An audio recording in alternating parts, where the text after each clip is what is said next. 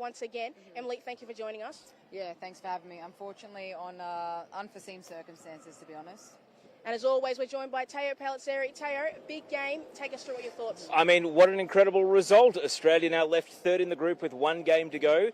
There is a scenario where they could draw with Canada and then Ireland would have to do Australia the ultimate favour and beat Nigeria. But, Emily, we were just discussing the context off air. Quite simply, Australia goes to Melbourne having to win. Oh, absolutely. For me, it's a non-negotiable. I think for the girls, it's a non-negotiable. You don't want to leave it up to fate, goal difference, nothing. It's no excuses now. Like, it's a must-win game, and it's a do-or-die game, and Canada's probably going to be in the same position, so it's a must-win.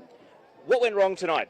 Before we get into sort of the tactical nuances, just big picture, what happened that made Australia walk away defeated tonight?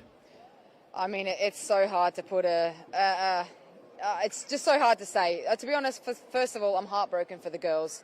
I think we were just a touch behind everything, a touch behind the pass. Their pace killed us. Like we thought you were in with a shot and going forward and they'd catch up to us. I just think it was a matter of moments. It was a matter of tactics. It was a matter of multiple things. And it's not that we didn't have the never say die attitude. Things didn't fall our way tonight. We pulled up short and we were just extremely unlucky. But like I said, we've got ourselves in a position now. It's all eyes on the next match. We've got 4 days to turn it around because World Cup's dreams and the nation's hopes and dreams depend on this next match. Pokuah, give me your top-line summary. Why did Australia walk away defeated tonight? Because Nigeria recognised that Katrina Gorry is the heart and soul of this Matildas attack, and she essentially got marked out of this game, and she didn't have the game that we've seen her have. We've had such fantastic games, and she wasn't able to facilitate those passes going forward and have those link-ups as well. And I think also our wingers struggled at times to link up with Caitlin Ford, and she was isolated a lot of the time. And I think it comes down at the end to maybe some substitutions that could have happened a little bit earlier. Yeah, I think it's a tough one for me. Nigeria capitalised on their chances. They didn't have many, but when they had chances, they put them away. And they obviously did their research. You know, they went to the drawing board. They got the tactics right. I feel like they made the changes at the right time, and the impacts made a big impact. That's what a game changer does. So, you know, I'm disappointed for everyone, and I'm lost for words into how to articulate the match because it's a World Cup, it's home soil, and it's a defeat.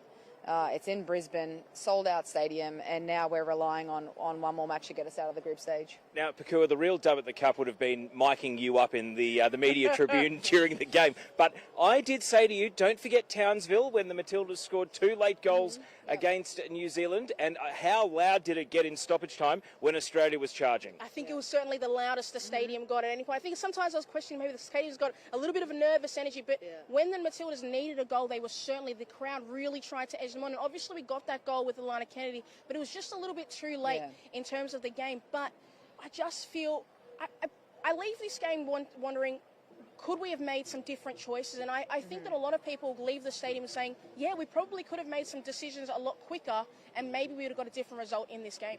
Yeah, absolutely. Exactly what she said. I think it was a little bit too late. But, like, I've never been in a stadium where I've heard an eruption like that. It was pretty special. And, look, with that never say die attitude and playing with the heart that we do, I thought just maybe we could get one back and a draw would have been amazing. But, yeah, it was just all a little bit too late. And, unfortunately, you know, Alana, she made up for that small unfortunate error and got us a goal back. But it wasn't enough to get us over the line there. Now, we are reacting. As you can see, people are flowing out of the stadium behind us. We've still got drums and all sorts of atmosphere. So Tony Gustafsson, we will get his reaction and his rationalisation for the substitution strategy. But Pokuah Frimpong, what was your response to Courtney Vinoff, Claire Polkinghorne on, and then Alex Chidiac came on in the 85th minute, albeit with 11 additional minutes of stoppage time to make a go of it after that. And then, Em, I'll get your thoughts on the substitutions as well. I think stunned. When we all saw it, I think in the media tribune there was a lot of what's happening, because Tony Gustafsson has made it a point throughout his reign as Matilda's manager to talk about game changers and to talk about his not just the starting 11 but the finishing 11 as well. And it leaves me a little bit baffled as to why Claire Polkinghorne was the first substitution. I can understand it being the second substitution if you're going to bring Alana Kennedy forward and give you a different look, but Alex Chidiac is sitting on the bench. She is an attacking-minded player. She wants to go forward. It's naturally the way she plays. So why was that not the first substitution, and why was Claire Polkinghorne the first one? I think, sums up pretty much what she's trying to say. I think from an inside point of view, I see what Tony was trying to do there. Is it right? Is it wrong? It's hard to say. They were trying to bring in more aerial presence, rely on Polkinghorne being an extra number, an extra body in there for set pieces. But like you said, like the crucial part of the dying minutes of the game, you want attacking. You want attackers on there. They've only got one thing going on as a game show. They're there to change the game, to score goals, to win it for the team. They're fresh legs. It's disappointing. I thought he would have made more attacking subs, but being an attacker myself, you're on the bench. You're itching to go. You just want to be on there. I understand from the public's point of view, it's probably going to be difficult. Why they're putting on defenders. Claire Polkinghorne's a solid player. We've seen her pull up on set pieces and score in historic moments. But yeah, like you said, you nailed it on the head. I think we needed attacking mindset there, and I don't know if it was the right or wrong choice. We have discussed in the past, is the term game changers simply a way of placating the media, of managing expectations within the team? Do you think that there needed to be more game state related activity on the bench rather than working to a sort of preset plan of these are my game changers and this is when I will use them? Pokuah? Yeah. I think that maybe because maybe you could have put Emily Van Egmond a little bit deeper and allowed Katrina Gorry to free herself up and come a little bit further forward so she could facilitate those passes. Maybe that was a change she could have made, but it's obviously we will never know. We are just speculating at this point.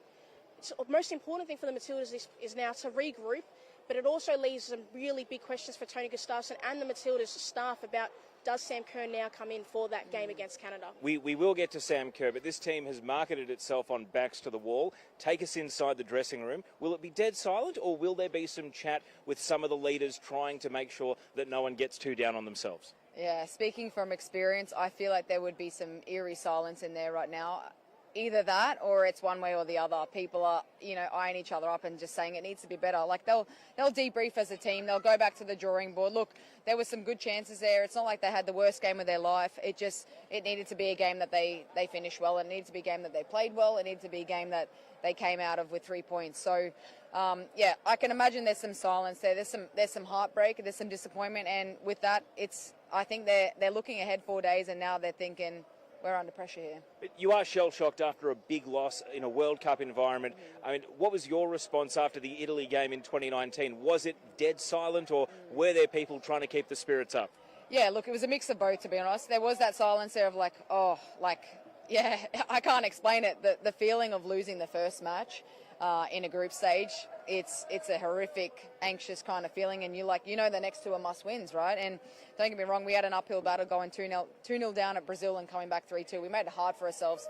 So the fact that we won this game and now we've lost this one, I feel like we're in a similar position, except we're relying on the back end of the game. It's a must-win. So, there's going to be a lot of anxiety, a lot of nerves, but I think the most important thing now is player mentality. The morale needs to stay high. They need to be positive. They didn't have a terrible game. They just need clear-cut chances, and they need to finish their chances. And there needs to be a belief now in the group more than ever, because they have the players to do it, and they need to win this next game. Now, Elise Keller-Knight wrote a very popular piece on KEEPUP about piling the pressure onto Sam Kerr and why the discussion of her injury needs to move on. Football Australia, very similar, saying we don't want our press conferences to just be a constant barrage about Sam Kerr. But unfortunately, I guess you don't get to choose what the public wants to know, and what the public will want to know is, will Sam Kerr start in the game against Canada? Is she in a position, do you think, that she will, regardless of how fit she is, start against Canada? I will say that we missed her out there tonight. We missed her aerial presence. We missed her runs in behind. She was missed tonight. I think it's going to be a crucial decision. Number one, it's Sam's decision. She's got a decision to make. It doesn't matter who rules her out, who rules her in. What's her next club? What's her next move? It's about what she wants to do now. Is she going to risk it? Is she okay to risk it? We don't know the severity of the injury.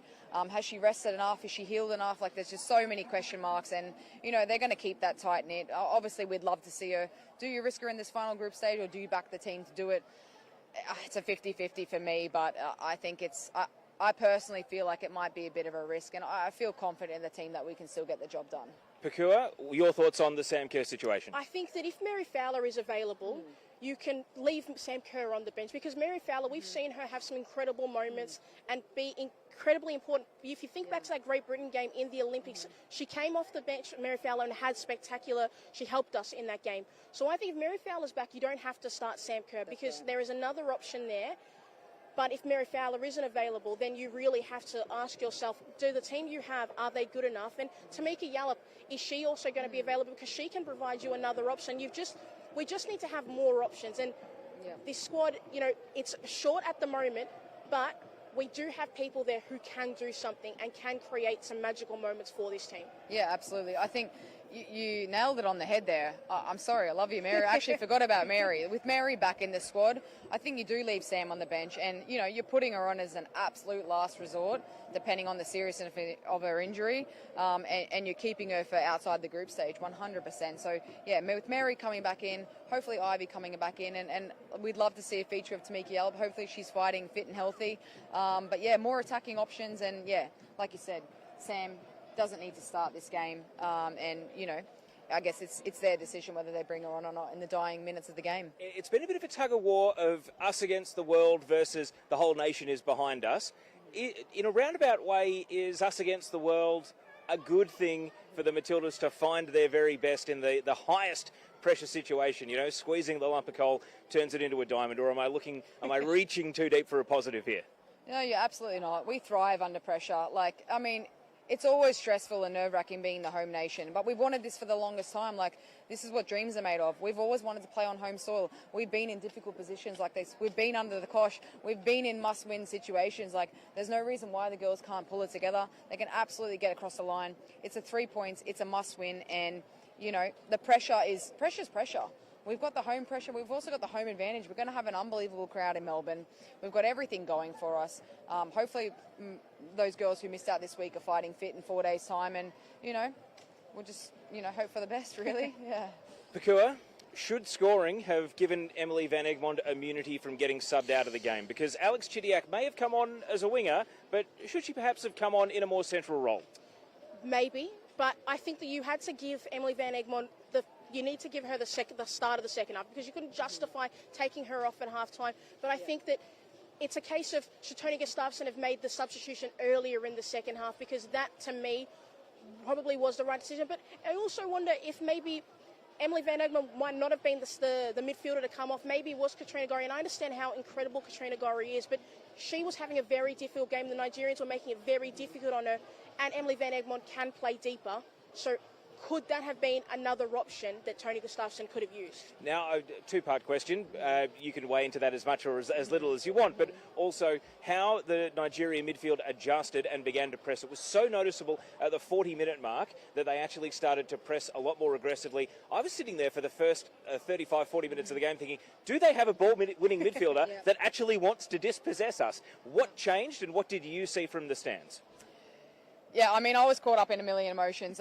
The game, there was a lot going on for me. I wasn't thinking too much about the tactics. I was thinking more about let's go, girls. I was the internally screaming supportive fan that was going on here. Look, I just think that from what I saw, all of a sudden Nigeria gained this confidence. They had this rush, this anticipation. They were on the front foot. They started pressing. They were aggressive. They were ballsy. They were just going forward. They had nothing to fear, and I like seeing that with underdog teams. They started to think, okay, we're on here. We've got a game here, and you could see that with the front-footed press, and it paid off for them. They did their homework, and they pressed us, and they put us under pressure, and it got them a goal. 36% possession for the whole game, Pokuah, for Nigeria. To be fair, I really think that they made some subtle tactical adjustments that worked for them ever so well, albeit with a degree of risk to let the game drift on Australia's terms, and then Emily Van Egmond punished them for it in the 45th minute. No, certainly, but I think they were comfortable with that because they did that throughout the entirety of the Canada game. They sat back, they defended, they absorbed, and even though at times it looked shaky in that game and it looked shaky in this game as well, they were able to compose themselves, and their goalkeeper has had a tremendous tournament. Obviously, maybe the first goal she could have done a little bit better, but overall she has made some crucial saves, like that Caitlin Ford one right at the end. She stood tall and she was there. And I think also when Ashwala came on, I think it gave them a real confidence boost, and they got a corner almost immediately after she came on, and then they were on the front foot and they scored from that corner. We'll come back to Oshawa, but I wanted to ask you about what it would have meant for Emily Van Egmond to score in a home World Cup. A player who has lost her spot in the starting 11 until this game brought her back in, and you saw the reaction of the bench. Like Mel Andretta actually turned and cheered to the stands. What were your emotions at that goal? Yeah, I mean, she deserved that. The staff turning, that was definitely to the family. I'm assuming. Emily Van Egmond running over to the bench, that was definitely a goal for Sam. And that was a beautiful moment for her. And the amount of times that I see Emily Van Egmond get a cut back and bury it, like, it's just her bread and butter.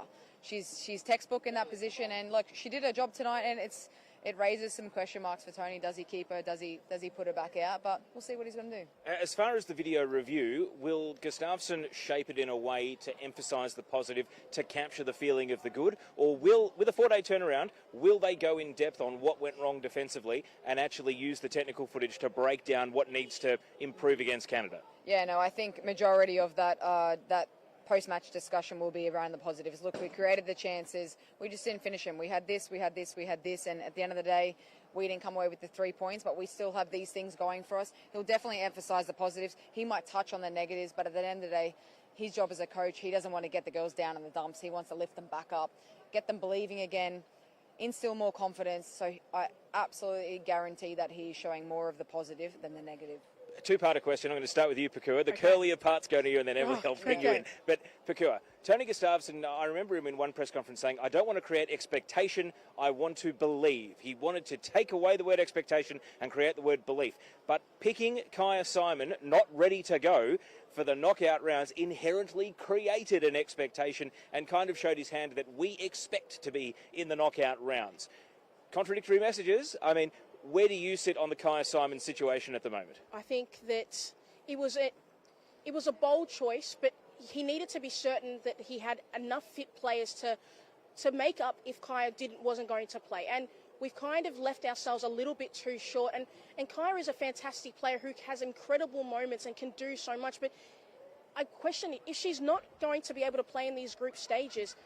I can't justify her playing because we have so many players who are fit or closer to fitness who could have done something for us in a game like this, and now we leave it to a game against Canada, who are probably the most difficult opponent we will face in this tournament, and we don't have many options because, and it's not just Kaya, you shouldn't leave it just on Kaya Simon because there are other players who came into this tournament with an injury cloud, but her one is obviously the most evident one because it's an attacking option.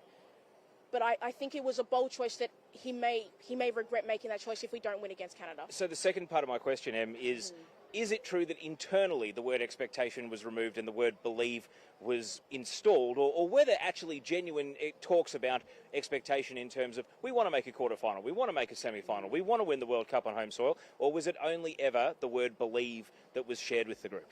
Yeah, I think, you're spot on with that. Tony's always wanted us to believe, not only in ourselves, but in the team and what we can achieve. Of course, whether he says it or not, there's going to be that expectation for us to progress out of the group stage. It's almost a non-negotiable for the host nation. You'd expect it. Whether he said that to us or not, I don't think he has come across it that way. He's instilling belief in the players. He believes we can progress to the next round. I know the girls believe that we can progress to the next round and even beyond. So, I think you've nailed it. There's less expectation and it's more about belief. But whether it's working for us or not right now, maybe we need that expectation because maybe we just need to invite that pressure on us because we thrive under pressure. Who is the true believer in the team that when they say it, they bring everyone with them? Who's the one that needs to actually lift the spirits and get around the rest of the players? And I will not just mention this name because she's my best mate, but Ellie Carpenter. I don't know if you can see her, when you watch the game, you see her mannerisms. She is the one throwing her hands up in the air, pumping everyone up. She just has this special type of energy, and that's why I love her, and she's just so passionate about it. She is the true definition of that never say die attitude, and she's going to be the one to lift the girls, 100%. Em Gielnik, stay with us. You're watching and listening to Dub at the Cup, and we are going to bring in Mr. Tom Smithies from KEEPUP. So everyone just shuffle. Smithies, Teo, actually. Shuffle over. Yeah, well, hang on, Pokuah. You can save that for your video previews. Tom Smithies has just joined us from the mixed zone. Tell us, what has the aftermath entailed? Two themes, really. There's the emotion of the occasion and the defiance of what's to come. Alex Chidiac issued something of a clarion call, a rallying call, if you like, about the need to take all the good things from the game backed against the wall, the traditional Matilda mentality. You know this mentality only too well. We've seen it at previous tournaments. Listening to Emily Van Egmond talking about the frustration of the good parts of the first half, having taken the lead and then basically thrown that lead away just before half-time. But how every single player has got a role to play in this final 90 minutes of the group, not necessarily the campaign. So there's an absolute determination. There was some, I wouldn't say short tempers, but some the questions about the defending got short shrift. I think they were content with most of the way that they defended, but clearly, you can see 3 goals. There's also got to be questions asked about that, about how that happened. Does the optimism and defiance, to use the word that you used, of the Matildas marry with the reality of their circumstances, do you think? Are they a team that's ready to ask the hard questions in the video review and get ready for Melbourne? Yeah, they were talking about the things that I saw as well. Some of the second half of the first half, I thought they were pretty good. Particularly, they sort of settled into the game. They were playing progressively. The first 15, 20 minutes, it felt to me like it was almost as if they thought Sam was still there. The ball's in behind.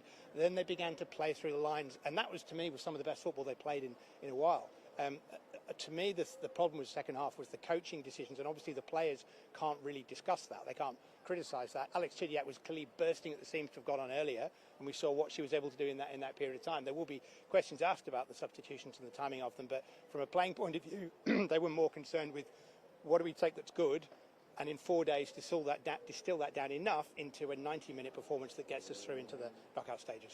Pokuah, any questions for Tom who's just come from the mixed zone? Pokuah, you first. Just in terms of the substitution, did he discuss the thought process behind the substitutions? I wasn't in the press conference, so I haven't heard. I believe that overall, Tony Gustafsson said he was pleased with the performance. He obviously will be quizzed about those substitutions, but I've not had a chance to speak to him about them. Anything you want to ask Tom, having seen the team? I mean, you've walked through the mixed zone. You know what it's like. Yeah, I know exactly what it's like. I think what you've said there, all the girls, it's probably what I expect them to say. They're all feeling a little bit heartbroken, and there's a few question marks, but like at the end of the day, they're going to still have that belief and be positive in their comments back to the media. So I think they answered well. Tom, we've asked what the players had to say. What about your insights? Give us your snap judgment on the 90 minutes of football plus 11 minutes of stoppage that we just saw. I just found it peculiar that from a coach who's talked about the finishing 11 being as important as the starting 11, the plan, if they'd actually sketched that out, would not have been the first choice to have Alana Kennedy up front with 10 minutes to go when you have these game changers on the bench. So there's a real debate to be had around the use of the subs in the second half. But as I said, if they can play from the start as they did for the middle period of the game, with playing, and I thought Kyra Cooney-Cross was magnificent. The weight on her passes, every single one drops perfectly at people's feet. And if she can set the tone and they can play through the lines like that, then that will cause lots of problems for Canada. No, I certainly agree. I've got nothing to add for what Smithies has just said.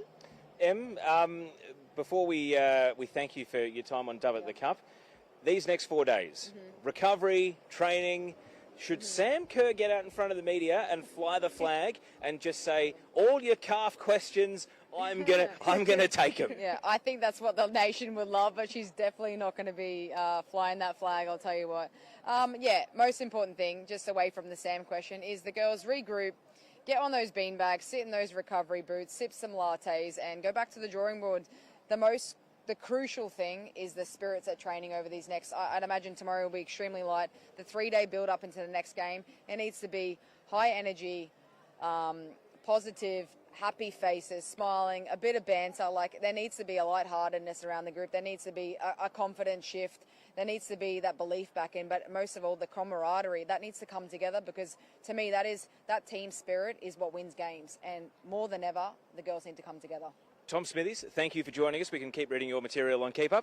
Thank you very much. All right, as we thank Tom Smithies, we'll just get your quick thoughts. Let's put a pin in the Matildas. Yep. Keep following KEEPUP for more Matildas coverage. USA 1, Netherlands 1. Did you watch? What were your thoughts? I mean, it's amazing to think that we had a rematch of the 2019 World Cup final today, and it is a distant way down the pecking order of the big talking points of the day. Yeah, unfortunately, I'm still trying to keep fit, so I was actually in the gym trying to get some of the game going and watch some of the highlights. Yeah, look, probably not what you expected, but two big teams and, yeah, a draw. I don't know. I didn't see too much of it, but, yeah, Unbelievable. Pokuah, the Netherlands scored with their only shot on target, but hey, they were good. They were very competitive. Victoria Pelova stepped up. Jill Roord scored the goal, and the United States do what they do. They found a way to at least share the points. No, absolutely. And I will say, once a Gooner, always a Gooner. And I'm very happy for Jill Roord to score that goal. I thought the United States probably deserved more out of the game because they were the better of the two sides. But I thought the Dutch were actually not too bad themselves. And now it leaves it up to the final day in the group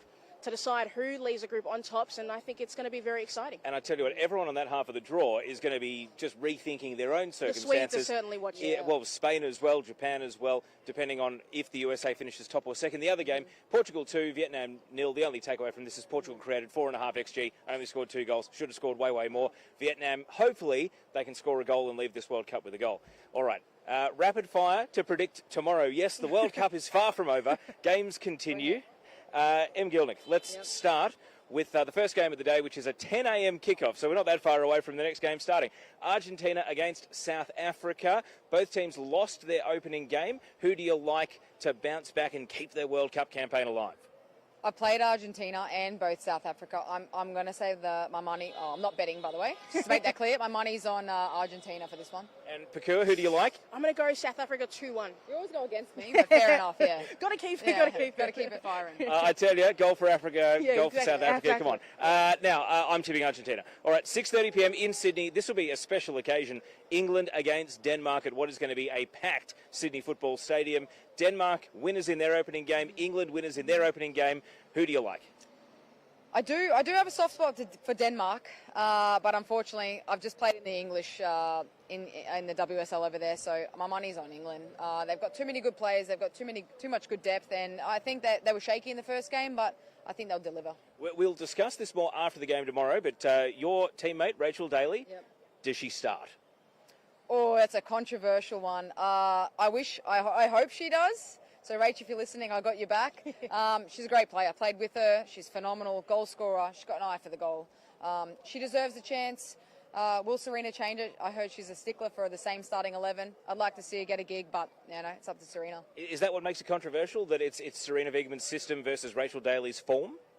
Oh, it's a tough one. It's more controversial because as a striker, it's hard to comment on other strikers whether they should be starting or not. But yeah, I mean, I'm a striker in her position. We were in the same position at Aston Villa, and I mean, she's unbelievable. They're two different styles of totally different style of player. She contributes in behind and aerially, and Russo's more of an upfront player but can turn and shift the ball. So yeah, it's a tough one. I think both equally really good, but I mean, at the end of the day, I'm a Rachel Daly fan, so I'm gonna push for her. We can mull over the outcome of that tomorrow. Pokuah, what will be the outcome when England play Denmark? I'm also a Rachel Daly fan, and I would love to see her start. So But I hang on, think Russo just signed for Arsenal. no, she has. Well, But hey, but she's not a she's not not a getting gooner yet. She yet. hasn't kicked. She has not kicked the gooner ball. yet. She has not kicked the ball in the red shirt yet. I think the English will get better from their first game. But they weren't. They were quite poor. They got the win. That's all they needed. But I think they will be better. So I've got England winning that game. I don't have a score there. Okay, and the last game, 9 p.m. in Adelaide, China versus Haiti. Haiti, so good in their opening World Cup game. China, the no excuse cup. They need something out of this game to keep their World Cup alive. I mean, anyone who knows China, you'd pick China. Played against them many a times. They're a good team, but I'm going off what I saw in Haiti, and I love an underdog, so I'm going with Haiti on this one. Pokuah? I'm going to go with Haiti as well. I thought they were fantastic in the opening game. Wow, well, what a result that would be if the Asian champions, China, get knocked off by Haiti. All right, this has been Dub at the Cup. Em Gielnik, thank you so much for your insight. I know it's an emotional time, having just watched your friends and your teammates suffer a tough defeat, but this is why the game is so strong, because we get to hear from people like you straight after the game. So thank you for your time, thank you for your insights, and if you can, enjoy the next 24 hours or so until we catch up again. Thanks for having me, guys. Pokuah, Frimpong, where can people continue to follow KEEPUP's World Cup coverage? So you can obviously catch us on KEEPUP on YouTube and keepup.com.au. We can find the podcast on any podcast site, Spotify, Apple, doesn't really matter. You'll find us there. Thank you, everybody.